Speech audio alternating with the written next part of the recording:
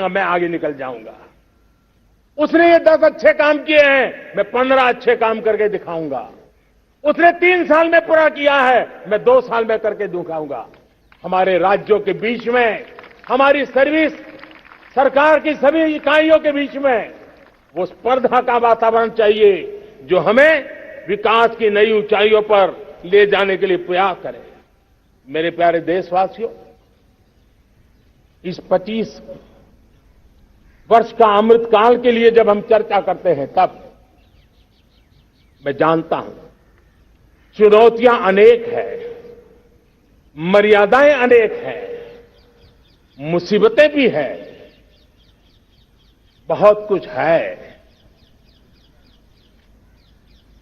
हम इसको कम नहीं आंकते हैं, रास्ते खोजते हैं, लगातार कोशिश कर रहे हैं। लेकिन 2 विषयों को तो मैं यहां आज चर्चा करना चाहता हूं। चर्चा अनेक विषयों पर हो सकती है, लेकिन मैं अभी समय की सीमा के कारण 2 विषयों पर चर्चा करता हूं। और मैं मानता हूं हमारे इन सारी चुनौतियों को कारण, विकृतियों के कारण, बीमारियों के कारण इस 25 साल का अमृतकाल, उस पर शायद अगर हमने समय रहते नहीं चेते, समय रहते समाधान नहीं किए, तो वो ये विकराल रूप ले सकते हैं।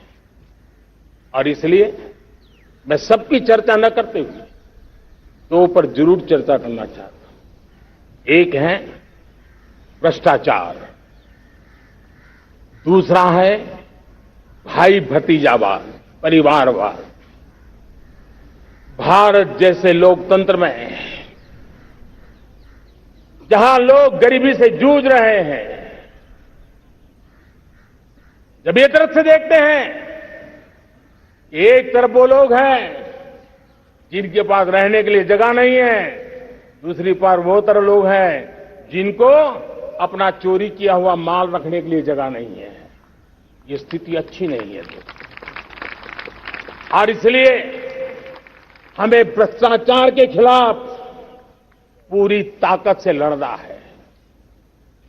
पिछले 8 वर्षों में डायरेक्ट बेनिफिट ट्रांसफर के द्वारा आधार, मोबाइल, इन सारे आधुनिक व्यवस्थाओं का उपयोग करते हुए 2 लाख करोड़ रुपए जो गलत हाथों में जाते थे, उसको बचा करके देश की भलाई के लिए काम लगाने में हम सफल हुए हैं।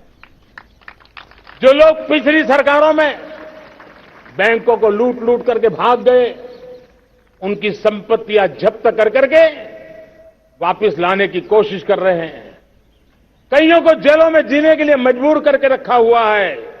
हमारी कोशिश है जिन्होंने देश को लूटा है उनको लौटाना पड़े, वो स्थिति हम पैदा करेंगे।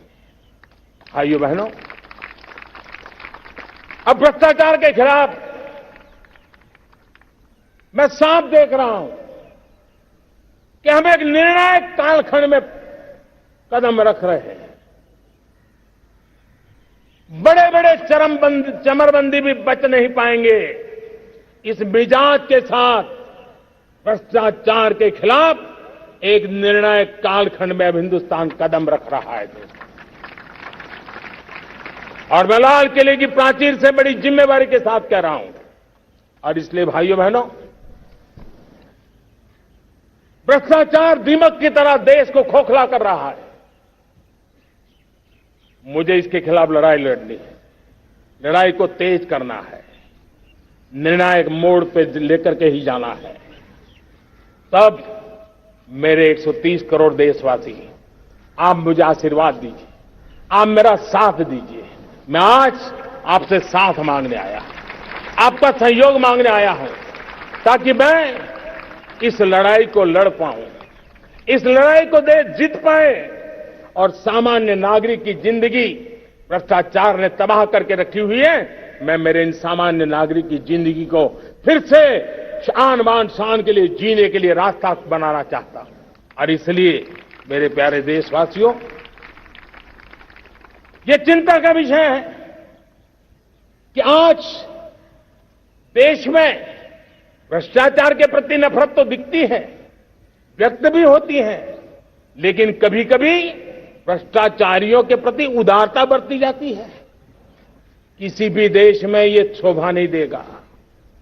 कई लोग तो इतनी बेशर्मी तक चले जाते हैं कि कोर्ट में सजा हो चुकी हो, भ्रष्टाचारी सिद्ध हो चुका हो, जेल जाना तय हो चुका हो, जेल गुजार रहे हो, उसके बावजूद भी उनका महिमा मंडन करने में लगे रहते हैं, उनकी शान शौकत में लगे रहते हैं, उनकी प्रतिष्ठा बनाने में लगे रहते हैं। अगर जब तक समाज में गंदगी के प्रति नफरत नहीं होती है, स्वच्छता की चेतना जगती नहीं है। जब तक भ्रष्टाचार और भ्रष्टाचारी के प्रति